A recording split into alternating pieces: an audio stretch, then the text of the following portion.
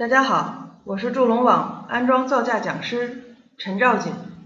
之前咱们讲的是通风工程的案例讲解，下面咱们来讲第二部分空调工程的案例讲解。咱们也是从这5部分开始，第一部分识图，然后计算工程量，根据已编好的工程量，然后制作工程量清单，进行清单组价、套用定额，最后进行一个调价技巧的讲解。首先咱们也还得来看这个通用安装工程的计算规范，因为对于任何的工程来说，这都是一个计算的准则，这是国标的标准，所以咱们都会遵循它，先寻求一个计算规则。咱们还是来看附录 G 通风空调工程，因为通风和空调是在一侧的，包括通风机和空调设备它也都是一侧编制的，所以呢咱们就挑有用的，针对咱们每一个工程不同的所涉及的内容肯定不同，咱们把相应的需要计算的看一下它需要怎么去计算。咱们看对于空调工程来说，空调器肯定是一个最主要的设备，包含了名称、型号、规格、安装形式、质量。这个质量不是说优缺、合格与不合格，它说的是基本上是属于它的吨位、吨重的一个质量，就是重量的意思，比如质量20公斤这样去描述。第6条，隔震垫、支架形式、材质，这个通常是指如果咱们有屋顶的或者是落地安装的这种大型的设备，它比较重，它需要安装减震垫，并且它需要土建配合去做一个设备支架或者是设备基础，然后把咱们的设备放在设备基础上，并且它还有一些预埋件，这都不是咱们专业需要考虑的。如果需要单计算支架的话，图纸会给咱们说明怎么去计算。另外对于大型设备来说，很多时候需要配备的是减震垫，这是一种措施，减少它震动，一个是对设备本体的一个保护，另外是对基础的一个保护。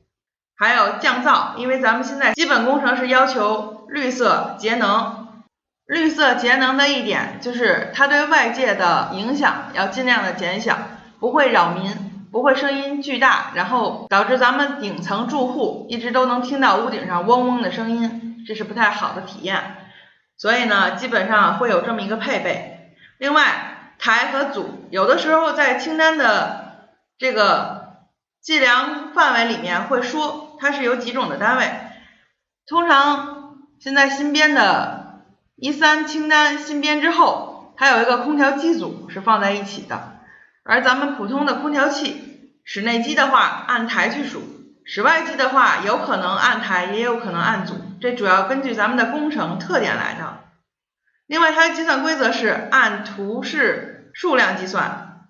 这个就是属个数的。这个工作内容的话大家看一下，本身这个空调器就应该含的是本体的安装或组装调试，这里有一个调试，也就是说对这个机组出厂之后的调试是咱们不需要再2次计算费用的，比如我还有一个这个空调机是否能运行，这种试运转、设备的运转、单机试运行都是厂家需要做的，不考虑在咱们定额里面，也不考虑在咱们总的工程造价费用里面。第2点是设备支架制作安装，这个通常咱们是跟前面这个安装形式和这个支架形式有关，咱们需要测算的。补刷油漆，也就是说对于支吊架来说，包括有个别设备如果它有需要求进行刷漆防腐的话，那咱们根据不同的要求来对它进行一个补充，这个可以在咱们的内容里面去写，就是在这里去写，咱们的项目名称是把所有的跟它有关的内容写在一起，咱们都可以去描述上。下面一个风机盘管，其实它叫风机盘管，它属于空调器的一种，这个呢等到后面咱们对这个物件进行特殊的描述，因为它是所有的空调里面最特殊的一种，咱们会看到对它的详细的描述，它也需要进行名称、型号、规格、安装形式、减震器、支架形式、材质的一些描述，并且它有个施压要求，因为它所有的风机盘管室内机、室外机连通的时候是要有实验的，就是抽真空也好，还是有其他的要求，都是有单独对它有一个试验要求的，这个可能需要进行描述。大家看它的单位也是按台计算，按图示的数量计算，并且工作内容也都是一致的。这个有多余的一个叫试压，所以呢在考虑到这一条的时候可能会有试压的实验。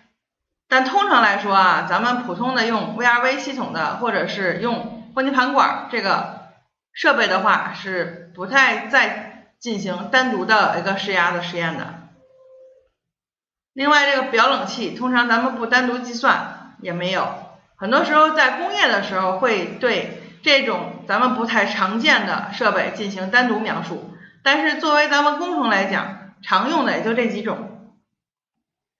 这个过滤器不同于之前水讲的外形过滤器，因为在空调里面它也需要把不洁净的空气进行筛选，或者排出室外的时候也需要进行一个筛选，所以它很多的时候会单独配置一个过滤器，这个也在净化工作的时候最常用。在咱们的工程里面，公民建很少有单独作为医院使用的这种1万级、10万级标准的要求，所以咱们通常都没有这个过滤器。包括底下净化工作台、风淋室、洁净室，这都是一样的，是净化要求非常严格的才会有。包括除湿器，这个人防过滤吸收器是在考虑有地下人防工程的时候可能会设置，但目前很多时候也用不到。另外它有一条备注，通风空调设备安装的地脚螺栓按设备自带考虑，也就是说作为地脚螺栓固定它、锚固它的这样一个小配件、小辅件，咱们需要根据设备一起，因为它也没有多少钱，是含在它的里面，写与不写就是在清单描述里面写与不写都不影响。第二条，通风管道的制作安装，这个之前是在通风专业里面需要用到的，在咱们空调专业里面用不到，所以咱们隔过它。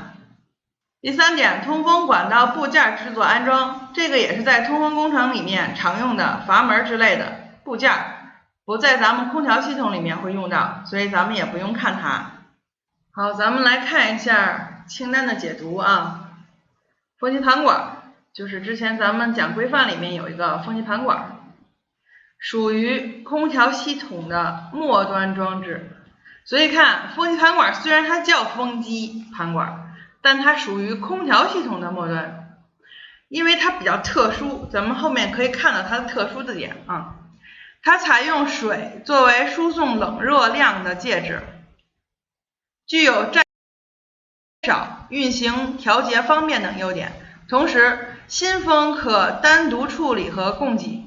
使空调室内的空气质量也得到了保证，因此近年来得到了广泛的应用。风机盘管是由风机和表面式换热器，就是盘管组成。一会儿咱们去看一下这个图。风机盘管的冷量可以采用改变风量控制和改变水量控制，这是两种方式。通过改变风机的转速，使之能变成高中低3档风量，同时也能依靠安装在盘管回水管上的电动2通或者3通的阀门，通过室温控制器控制阀门的开启，从而调节风机盘管的供冷供热量。盘管一般采用铜管串铝散热片，由于机组要负担空调室内负荷，盘管的容量较大，一般3到4排，通常是采用湿工况运行，因为它有水嘛，所以必须辐射排凝结水的管路。看这个管道，这个风机盘管是非常特殊的一个，它在这儿提到了风也提到了水，所以咱们一会儿去看图就知道它所涉及的内容非常的广。另外还有一种叫空调的这个局部空调机组，局部空调机组实质上是一个小型的空调系统，体积小，结构紧凑，安装方便，使用灵活，在空调工程中是必不可少的设备，得到了广泛的应用。局部空调系统种类很多，大家看到种类很多，大致可按以下原则分类。容量，窗式的空调器、分体式空调器、立柜式空调器，这个咱们常识对吧？之前我也跟大家说过，这个窗式空调器大家用的不多，但是分体式就是咱们家装的那个壁挂空调，外边有个室外机，屋里是一个壁挂空调，叫分体式空调器。立柜式大家也见过，如果有的咱们家人这个房子比较大的话，用的都是立式的那种空调器，格力的那种，放在一角，然后可以吹，它那个一般都是比较大的。按冷凝器的冷却方式可以分为水冷式、风冷式，这个有的时候也会这么说，但是现在说的比较少。大家知道一个，如果按冷凝器的冷却方式分，可以是水冷式和风冷式。按供热的方式可以划分为普通单冷式空调器和热泵式空调器，这个第三种就用的比较少。咱们来看这个风机盘管的示意图，大家看这有立式的，有卧式的，主要的构造就在这儿啊。咱们可以看到，咱们念一下这个1到9的这个一个对它的一个描述，就知道它有什么部件。一是风机，咱们看里边这个转的这个圈，一风机，一个是立式，一个是卧式嘛，但是它们的构造都差不多，就是尺寸有一些差异。第二个是电机，2号这里可以看到电机，这边2号是电机。3是盘管，这块斜向的打叉子3是盘管。4是凝结水盘，这个位置看不太清楚，一会儿咱们看一眼图片就知道。4有个凝结水盘。5是循环风进口及过滤器，这个位置循环风进口，咱们看到有一个箭头指出来它的风向。6是出风格栅，这边有进肯定有出嘛，毕竟它里面用的是风机的东西。7是控制器，这里它就是有个面板，一般来说都是有面板可以看到的。咱们现在对于空调系统来说，很多时候它都是有液晶屏的啊，包括咱们这种遥控，知道吧？无线遥控，家里都用过这个空调器，那个遥控一摁，这种东西都是控制器，都是液晶显示屏的，一般都可以显示数值。8吸音材料，就是它的整个外圈会有一层吸音板之类的，能把声音隔绝一下，因为它有震动嘛，有风机就有震动，为了保持它能静音，一个是外边包，一个是在它机体里面内置。9是箱体，这是它的一个基本的构造示意图。咱们来看一眼照片，这个就是咱们常用的风机盘管，这个是它的凝结水盘，就是滴水的时候用在这里。咱们再去看一眼图纸，大致对照一下。好，咱们来看一眼图纸啊，在这儿看的比较清晰了。这部分就是把这个动力的平面图放在咱们这个专业里面，是想告诉大家，如果是大家专门做通风空调系统，或者是你拿到的专业厂家的这样一个设计图纸的话，通常来说应该是含有强电和弱电的，这是控制线的一个平面图，这是空调室内机控制线的一个平面图。我可以把整个图纸的原理给大家讲一下，但是呢，强电和弱电不在咱们通风空调这个专业里面去涉及，所以咱们不需要去考虑它的内容。这个得是大家学了强弱电的计算方式之后，然后才会能知道这个怎么去算，但其实它也不难，讲一下原理是可以的，主要是涉及的管道是这些。大家看，这个是风盘管，它需要一个铜管给它制作，这叫冷媒管，就是输送制冷剂，这边是有凝结水的。大家看到这个蓝色的线就是凝结水。特别重要的一点是，它有水系统、水冷系统，它还有风冷，就是说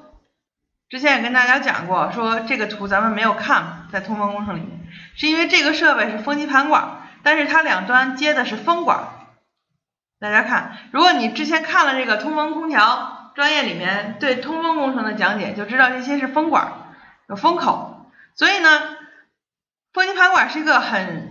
神奇的一个设备，它可以既接管道也接水管、空调水或者是冷媒管、冷凝管，这是它的标配。对于风机盘管来说，它的标配就是这个红色冷媒管，蓝色冷凝管，并且还有一个风管。但是呢，这个风管不在咱们空调专业去计算，所以呢，它放在的是通风管道里面，一般是。所以给大家讲一下，咱们需要计算的是这两幅图很重要，这两幅图通风专业，然后这个对于涉及的一些控制吧，会给大家再单独讲一下。所以咱们再回来看到这个图片的时候，就能有一个了解了，包括它的原理图啊，就是这里它的原理图。好，大家再吸收消化一下。好啊，咱们大概了解一下风机盘管的一个构造和它的运作原理，也知道咱们常用的，通常中央空调系统也很多时候用的风机盘管，或者是嵌入式空调器这样一个 VRV 系统嘛。通常咱们用的就是这两种，计算原理都是一样啊。如果大家看到了 VRV 系统的话，就是它会多一个室外的空调机，然后配备的室内的空调器。这个算法和风机盘管一样啊，也是有冷媒管、冷凝管。咱们看啊，介绍一下其余的这个空调水系统里面常用的机组，因为如果不是大型的商业，不需要有设备的话，或者咱们初学者，通常都涉及不到这类型的东西，图纸比较复杂。另外的话，询价也比较复杂，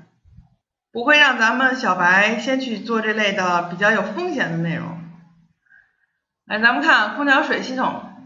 空调水系统由冷水机组、冷冻水系统、冷却水系统。看冷水机组，首先得有机组设备，然后形成一个冷冻水系统和一个冷却水系统。这两个字一字之差，代表的意义不同，一定要区分好。咱们看冷水机组，目前有两种类型的冷水机组，一个是蒸汽压缩式冷水机组，一个是吸收式冷水机组。这个记不记住也没有太大关系，大概知道一下分类吧，咱们又不考试，能理解一下这种物理的特性就可以了。蒸汽压缩式制冷的工作原理，大家看主要是工作原理是利用液体气化要吸收热量，液体气化要吸收热量这一物理特性，通过制冷剂一系列热力循环，以消耗一定量的机械能作为补偿条件来达到制冷的目的。这个说起来有点复杂，大家就知道是要想改变它的目前的状态，想把液体气化，就跟水变成水蒸气，对吧？你可以理解吧？水怎么变成水蒸气？放在这儿它就变成水蒸气了嘛，它要蒸发。蒸发的话也是吸收热量，对吗？咱们家里用壶去烧水，不管你用哪种东西去烧水，它都是电能或者是燃气的这种热能转化成气，把这个水气化一部分，然后再把它烧开，对吧？蒸汽压缩式制冷是由压缩机、冷凝器、膨胀阀、蒸发器等4个主要部件组成，这也无所谓，就是大家知道一下就行了啊，不用记住。将这4个部件及其相关的附件控制系统共同装在一个共同的底座上，所形成用来制取空调冷冻水的设备，称为蒸汽压缩式冷水机组。目的是制取空调冷冻水，因为空调要制冷嘛，它先把这个气化吸收热量，然后变冷之后制取空调的冷冻水，然后这个设备啊称为蒸汽压缩式冷水机组。根据压缩机的种类不同，蒸汽压缩式冷水机组可分为离心式冷水机组和螺杆式冷水机组，还有活塞式冷水机组，这是几种不同的形式。看第二个吸收式冷水机组，它和压缩式制冷一样，也是利用液体气化使吸收热量的物理特性进行制冷，不同的是蒸汽的压缩式制冷机使用的是电能，看啊，电能，而吸收式制冷机使用的是热能，就跟刚刚我跟大家讲过，你是电热水壶烧水还是用燃气烧水哈。吸收式冷水机组主要由冷凝器、蒸发器、节流阀、发生器、吸收器等设备组成，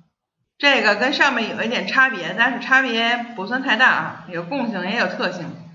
毕竟原理不太一样，咱们也不用特别一定死抠这个字眼，说我一定要把这个背下来。当然大家的记性好的话，那肯定能背下来，如果只是为了了解一下原理的话，大概知道一下就行了。因为咱们测算的时候通常是按整组来的，不会让你把它拆成各个零件的。冷冻水系统，大概了解一下啊。现代中央空调系统大都采用空气水系统，就跟刚刚咱们看到的既有风又有水，即风机盘管加新风的空调方式。大家看到了啊，为什么说现在常用的风机盘管啊？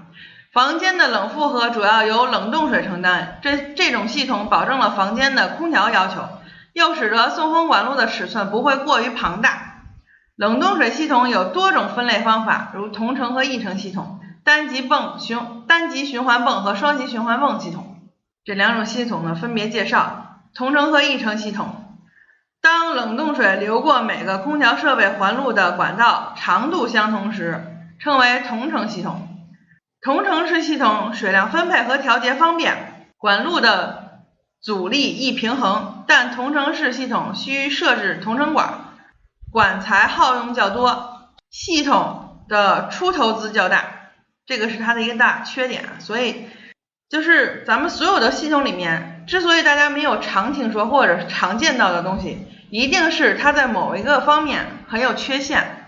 不能被广泛使用。如果被广泛使用的，一定是在性价比上比较高的。当冷冻水流过每个空调设备环路的管道长度都不相同时，称为异程系统。就了解这个同程和异程，就是根据这个管道长度相同和不同来区分的啊。异程式系统水量分配调节较困难，管路的阻力平衡较麻烦，但其系统简单，初始投资较低，因此应用于中小型的空调系统中。咱们去看一眼这个图，大家看这个同程水系统、异程水系统啊。先看同程的，它没有设置阀门，它是一条过来，一条回去，管路相同。这个管路不同，它的走向有阀门，它就一定是水不是同时流动的，它有阻力，所以呢这个调节比较麻烦，但是呢它的投资会相对低一些。其实看这个图片没有太大区别啊，主要在这个阀门上面是否可以中途控制它。另外第二种是单极循环泵和双极循环泵系统，在冷水机组与换热盘管之间只有一级冷冻水泵的系统称为单极泵循环系统。单极泵循环系统连接简单，出投资省，这是它一个优点。但冷水机组供水量与换热器的需水量不匹配，造成冷冻水输送能耗的浪费。这个是说只有一级泵，也就是说我到末端如果我的管路太长的话，那我可能会造成我在初始的时候我就需要非常大的能量才能到末端能给它供给它所要的这个压强或者是水压。但是一个是说我在初始压力太大，就是泵送的压力太大，我中途的损耗也会比较多，因为管道也比较长嘛，然后我前期需要泵送这么多的压力，也是比较消耗能量大的一个方式，就是都不是很划算，每一个阶段都不是很划算。另外是这个远近，如果我就是开始的时候设定的不一致的话，那可能也造成一个能量的浪费，就是本来我的用水机具，比如我中途有串联很多个的话，我有的需要能量大，有的需要能量小，它可能也不是很平衡，所以它很多时候造成一个不匹配嘛。这写着供水量与换热器的需水量不匹配，所以造成冷冻水输送能耗的浪费。这句话是很严重的，就是说本身我的机组要产生冷冻水就已经消耗了不少的热量，不管是电能还是热能，对吧？结果我在运送的过程中还是不匹配，那我相当于二次的一个浪费。所以呢肯定如果我们的单程系统会出现某些很大的问题的时候，一定会有其他的改进版来把这些缺点吧能尽量的优化一下，然后它能更加的节省或者是变得不那么浪费，会有这样一些措施。所以呢咱们就会有二级冷冻水泵的系统，